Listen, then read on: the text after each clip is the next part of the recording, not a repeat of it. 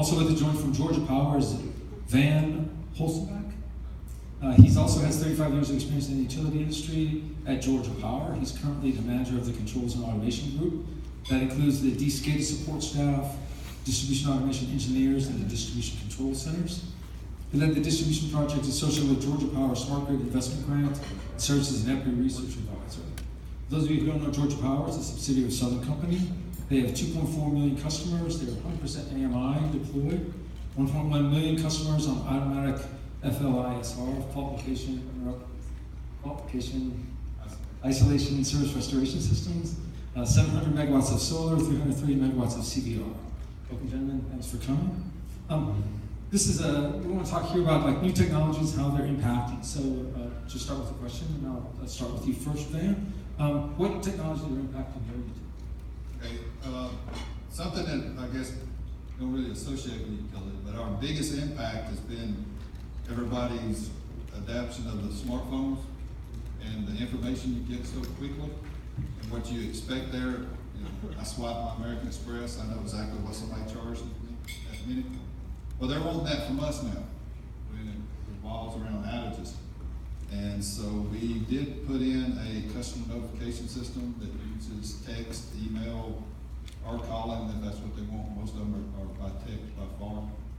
But it totally changed almost every process we had in operations. And it's impacted us more than distributed generation, more than our smart grid. All that was kind of things we were used to doing. This now, every time we make a mistake, we tell all of our customers we made a mistake.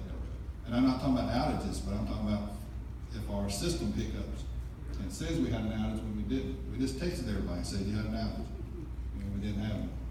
Or if our model isn't correct and we think, we tell somebody we restored them and we really didn't. All that's affected how we do things really more than anything else. Well, we're focused on a lot of the customer initiatives that we're not quite as automated as you are there, but that's a key focus for us. The big thing that I think is impacting us from the technology is a lot of these classic generation plants shutting down. So we're seeing what had been large load centers and large generation points changing, and now it's impacting our distribution network, whereas we planned a lot of this as a one-way system from transmission out to distribution substations, and now it's really turning into a bi-directional network. So that's really an area that we're looking at. Okay. Well, there's been a lot of changes in technology on both the consumer end, because you have more interaction with the customer. It's certainly a different kind of interaction than you've had in the past, and also on the supply and the operational end. What is more challenging for the utility? And these changes happening on both sides of the equation. Which is more challenging, and how do you get around these challenges?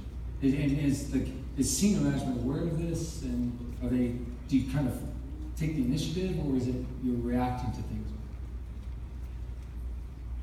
Not a loaded question. Yeah. From the smart grid technologies, we've been putting out, a lot of those since early 2000s.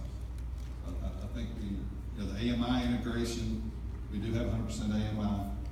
We've gone from just making the integration to optimizing it, and so all those things are happening.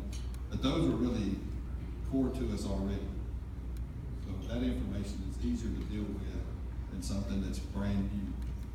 Most of our distributed generation has been utility grade, so it's been on the distribution system almost as another resource, or on the transmission system. We haven't had the proliferation of rooftop, which would be much more difficult to deal with. It's not been like Hawaii or something like that, where we can really control, we can do transfer trip, we can do all those things for the big ones. The little ones are the ones that have more problems. I agree. There's we're seeing a lot more distributed, surprisingly, in northern Illinois, where it doesn't necessarily make sense from an efficiency perspective.